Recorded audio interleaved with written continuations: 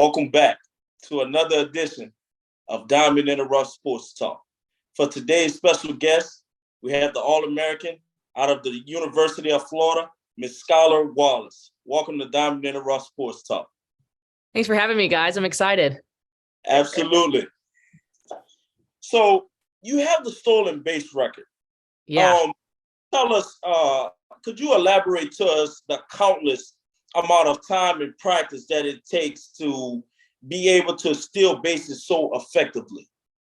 Yeah, I mean, obviously with stealing bases, you want to be quick, you want to be aggressive, you want to have those good first three steps that a lot of people talk about, and all of that's true. But I think the main thing, that you want to practice on and really take time for and is crucial, in my opinion, to stealing bases is reading your defense and picking up on key things that happen in the game, like shifting on the infield or the pitcher and her sequence of throwing stuff. Because if she's throwing a changeup every two, then maybe you can get a better lead on that one and take a bag on that. Because obviously a changeup slower, and then you have to have the catcher catch it, release, all the good stuff. So just picking up on the little things that the game kind of tells you, along with just putting the work of ladder drills, hurdles, all the footwork stuff that you can do, which I'm not no scientist and all of that stuff, but there's a lot of things you can do, but I think the most important thing is just picking up on the key things that the defense does. And absolutely. So picking up on the key things, does that come from watching film, or is it just, what would you say that comes from? It definitely, in college now, you kind of pick up on it easier just from the years of playing and the experience that you've gone through. I think a lot of travel ball or elite teams are really copying what the college offense and defenses are looking like. So you kind of play through that at the elite level coming into college, but in college, I watch film. You can pick up on things that they do. You can also just feel it throughout the game. You can kind of, if you're paying attention, you're in the game and really locked in, you can see the shortstop playing it, 4 steps over to the right side than she is, a couple other pitches before that. So it's just being aware of what's going on and being locked into the game. Absolutely. So can you take us back to your home run in the opening round of the Gainesville Regional? We hit the ball to the deepest part of the ballpark. Yeah. Tell us what was going through your mind before the pitch, and what was some leading indicators that you were going to get a pitch that you could really drive out the ballpark? Yeah, so that was a couple months ago, so I don't really remember too much of what was going exactly through my mind. But I can tell you, it was the first inning, my first at bat, 2-2 count. I want to say it was, if I remember correctly. I think at that moment, the first inning is just get my swing off. That's what I was thinking. That hasn't changed really. So it's just really find a pitch I can drive and, try to find a way to get on base with the power hitters I had behind me. Just keeping it super simple. And then with 2 strikes, it was just still, with it being so early in the game, it was just get your swing off, just put a good swing on a ball and see what happens. I've been working on the higher pitch and kind of just saw it out of the hand and knew I was going to take a hack at it. And luckily it worked out in my favor, honestly. So you have the ability to play both shortstop and second base. Correct. Please describe to us some essential skills that a shortstop and a second baseman must have in order to be successful. Yeah, that's a loaded question right there. There's so many answers that you can go and say. But off the top of my head, some essential skills, besides, good glove work, good transfers, all the things that you work on the run throws, arm slots, everything that a shortstop and second baseman does over a normal infield. I would think is someone that can be able to communicate, be able to be a leader, control what the tempo is for the infield, and really be powerful with your words and in a good, respectful way. And that comes with, building relationships and all the background work that a lot of people don't see. But I think that's a huge thing as a shortstop or second baseman, is to be able to lead and communicate on your team. Absolutely. So with you being a left-handed hitter, do you feel as if it's harder to hit off of a left-handed pitcher or right-handed pitcher? Personally, I think it's harder to hit off a left-handed hitter. or a pitcher, as a left-handed hitter. They just tend to like hide the ball super well compared to a right-handed pitcher. And the movement of the ball and like the way it curves. So like, a normal curveball is going to start like it's going to come inside on you and it's going to break across the plate onto the outside part, which is a hard pitch to drive as a left-handed hitter. And stay through that and not want to pull your shoulder off. That's, all those good things. So I would definitely say left-handed pitcher for me. Those are a struggle a little bit. And can you just talk to us about your eye discipline at the plate? You don't chase bad pitches very often. Tell us about that and what are some things that you do to help you with that? Well, I'm not gonna lie, I'd be lying if I said sometimes it wasn't just luck. But we do a lot of drills at Florida that help with that. We have different people throwing front tossed, we have different people throwing live, all of these things that lead into good eye discipline. We have a plate that has 7 balls across it. So 1 is like off the plate, 2, 3, 4, 5, 6 are on the plate, and then 7 would be off the plate on the outside part for me. So knowing like where that's at, and then like when we're on front toss, just having that visually, like mentally, and seeing where the ball is going and just really tracing it all the way back to your contact point. I think that's a huge thing just to recognize, and just knowing yourself. Like, for example, I can take a ball that might be a ball or a half ball and a half off the plate and still, rip it left center field. Like, I know that I can stay through that ball enough. Well, as an inside, I don't really like the inside part. So if you come in on me, it's going to seem even more like in to me than a normal person or another lefty hitter. So it's just really like knowing your strengths and knowing your plate discipline, like where you can control the ball at all parts across the plate. I'm just really practicing, where the ball is going, tracking the ball when you're doing, front toss or something, or having like a visual to see like where the ball is at would be very helpful for younger girls. Absolutely. So do you have any goals heading into next season? It's coming up. So of course I have some goals. Do I have to share them though? Because they're kind of personal. Okay, no, you don't have to share them at all. I mean, obviously, I know a few off the top of my head that I want to repeat being an All-American. I want to try to break my own stolen base record. I want to hit over 400. 450 would be sick to hit over that. I want to lead a team to the Women's College World Series. I want to make it to the championship. Those are some of the goals, obviously. Absolutely.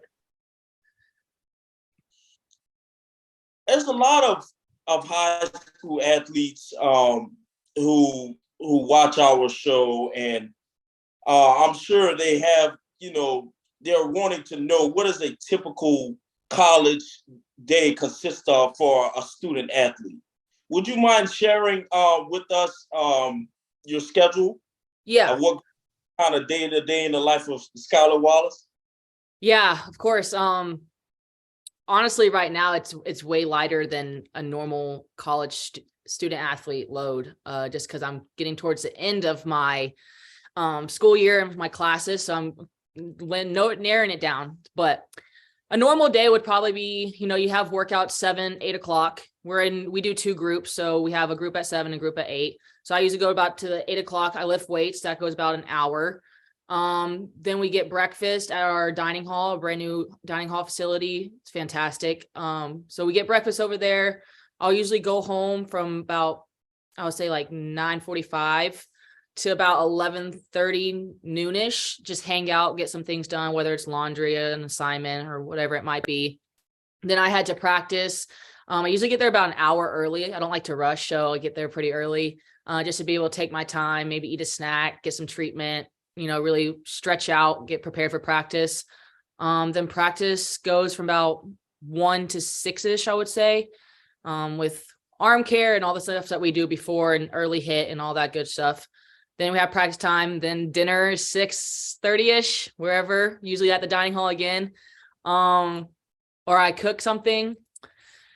And then it's pretty much doing homework and trying to prepare for the next day and get as much sleep and recovery and hydration as I can before hitting the snooze.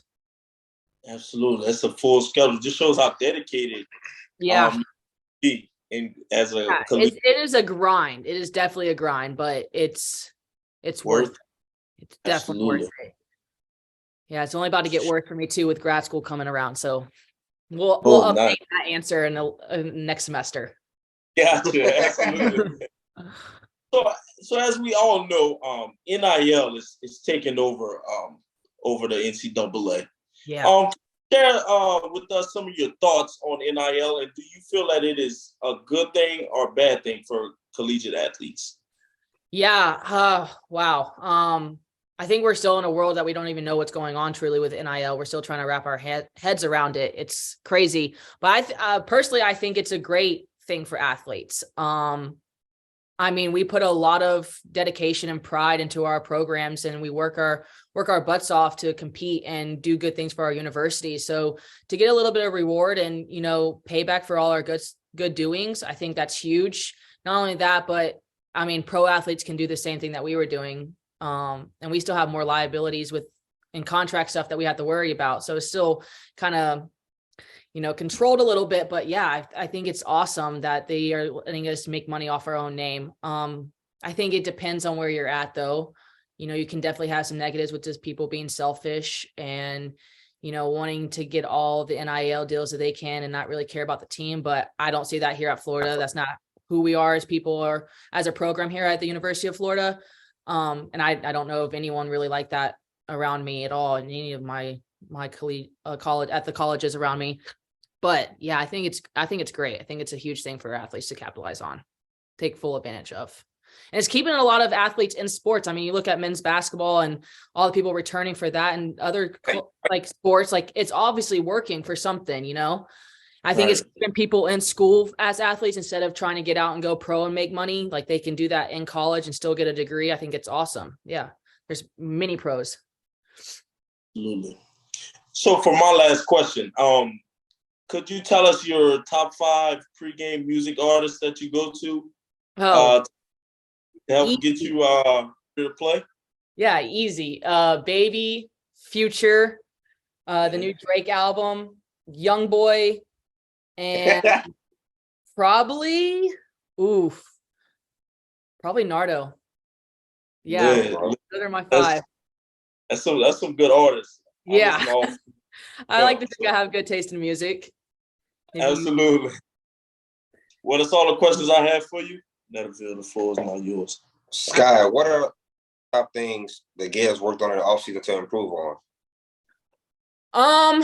Well, we just had, roles to figure out. I think that's the one thing that we've really figured out this offseason is just what role each person on the team is and how they can contribute to our end goal in the spring.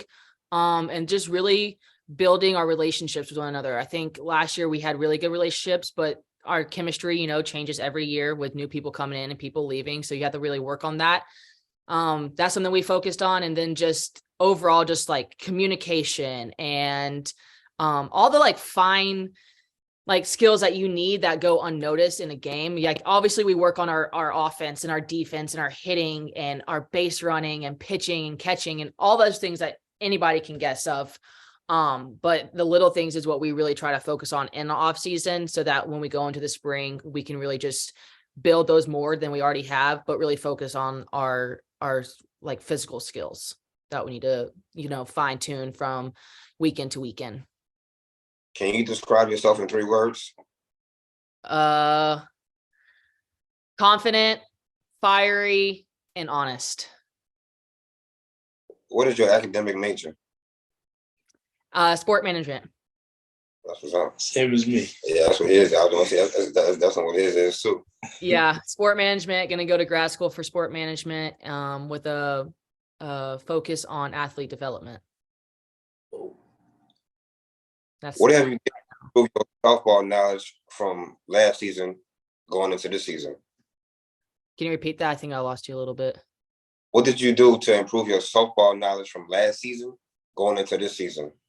Yeah, I focused more on my mental strategy this season going into this season, and really talked on like my leadership skills, what I'm doing mentally in the box, my mental routine, kind of focus on the little things, fine tuning. I think that's, I'm an older person in the sport, in the game now, due to COVID and, you know, transferring and sitting out. But you can only do, for me, I think you can only do the hitting and the defense work and all that so much, that you can only fine tune so much. I think it comes down to like your mental game. The older you get, if you can really control your mental game, then it's going to make you even more better in the season, and even be able to fine tune those physical skills better. So I've really focused on my mental strategy and my mental routine this season, and hopefully that will, you know, pay off in the spring. What age did you start playing softball, and who was the person that introduced you to the sport? I started playing softball when I was 4. And I was growing up just going to the softball field because my mom's sister, youngest sister, was playing. And so I saw her doing it, and I wanted to do it. And then I started throwing the ball with my dad, and one thing led to another. And here we are, 16 years later, 18 years later, still going. Sky, everyone in the country who follows sports feel like every athlete, every time they step on a field, a court, or anything of that nature, they supposed to have a top-notch performance every time. But us as human beings deal with mental health as well as athletes deal with mental health. How do you feel about athletes that deal with mental health? Yeah, this is a heavy topic to me, honestly. And you sent me the questions, and I sat here and read through them, and I'm looking at them right now. And when I saw this one, I was like, that's a hot topic. It's just something that, you know, a lot of people don't realize, that we as athletes, like, we are humans too, and we have feelings, and you don't think that we beat ourselves up or we prepare as best as we can. Like, we don't want to see ourselves fail. So why would we want you to see us fail? And there's like just a huge stigma around, you know, not talking about it and having to be tough and put on this show that you're okay and you can handle all the things that you're going through. I mean, school, your social life, your sport, training, recovery. I mean, there's so many things. And we apply our own pressure. So I think it's just important to know that not only with people on fans, but in our staff, in our community, in our university, that we're humans too, and we have feelings, and we're just as important as anyone else too. And just don't throw us out yet. You know, I mean, treat us with respect. We're going through stuff too, just like every other person in this world. That's real. That's real. Yeah, that's a good topic. Name a time you was faced with adversity, and how did you overcome it? Oh, which one do I want to talk about? I think the biggest adversity that I've had to overcome recently would probably, you know, having to be, I would say it would have to be like sitting out. That was tough. When you're sitting there and you're going through the practicing and the workouts and the grind, just like everybody else, but when it comes down to play, you're not allowed to dress out and you're just sitting there. That was tough. So I had to learn a different way to impact the team. And try to figure out a way to be beneficial in the dugout and positive, and, you know, keep the energy up when things were not going our way.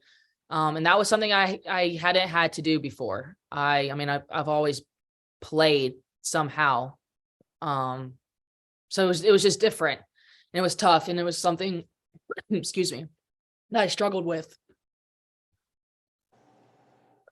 Take your time. Take your time. I just choked on something. I got a drink.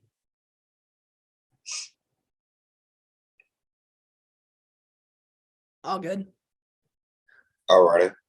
What age did you fall in love with softball, and when did you realize your talent that you have in softball can take you far in life? I probably fell in love with it when I was little. I mean, I always played other sports too.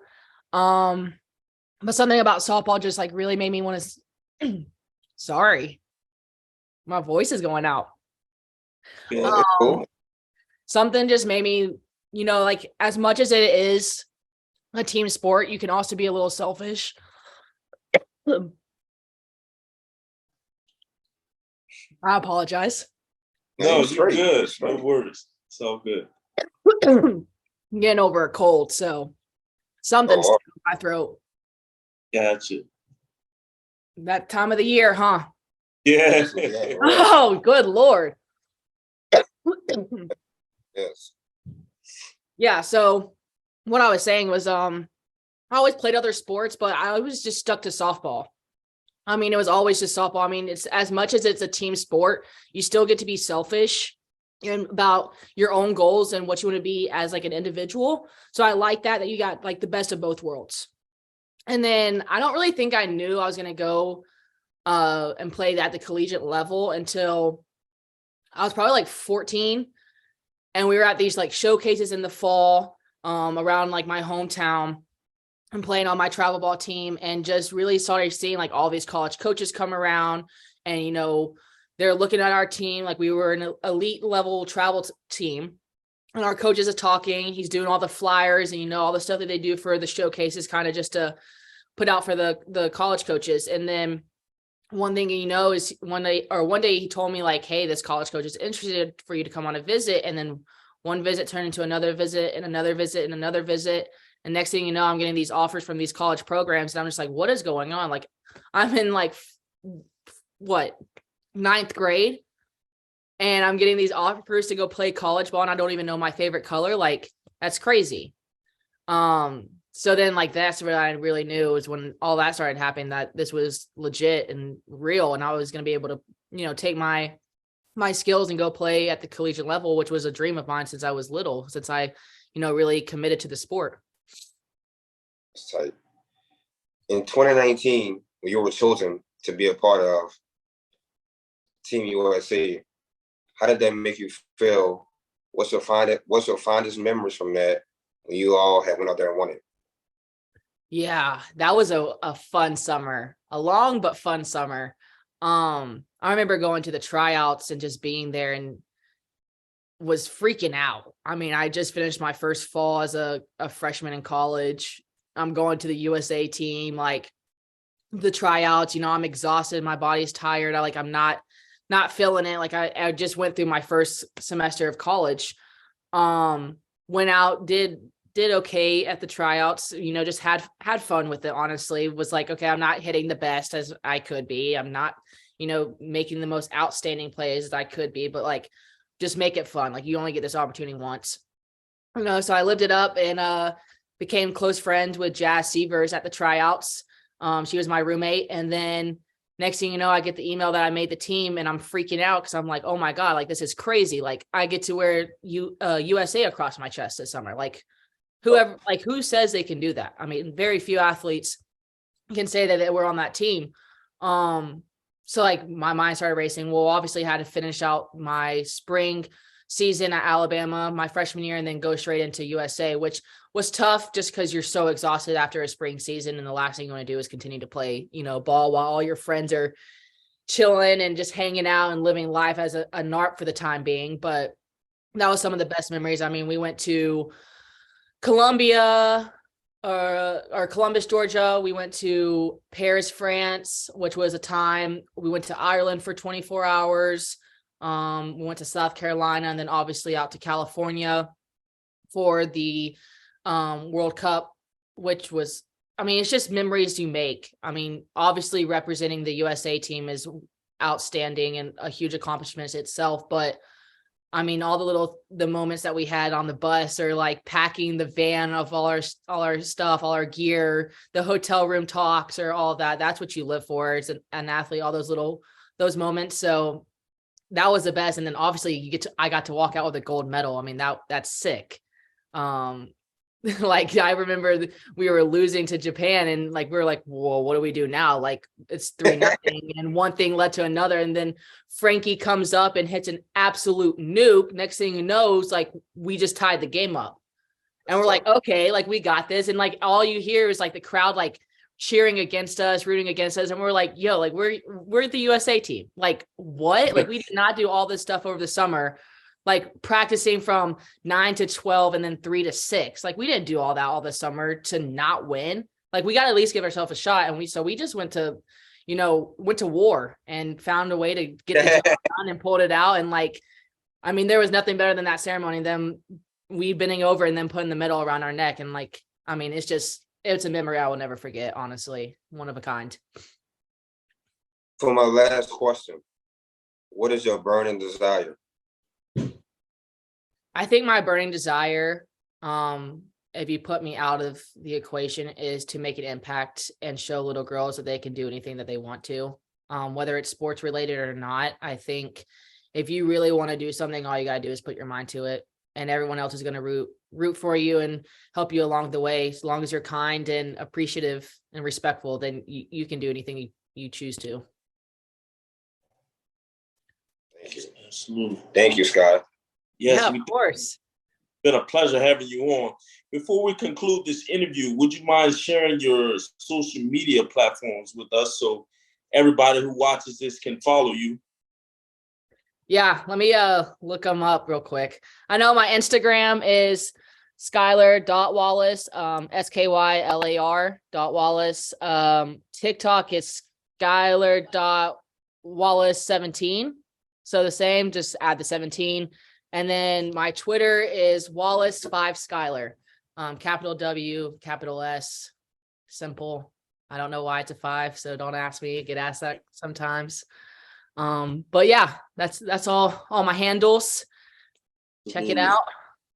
Will do. And like I was saying earlier, it's been a pleasure having you. We wishing you much success, you and your teammates. Much success next upcoming softball season. We'll be watching. We definitely will be watching. And with that being said, this will conclude this episode of Diamond in the Rough Sports Talk. Thank you.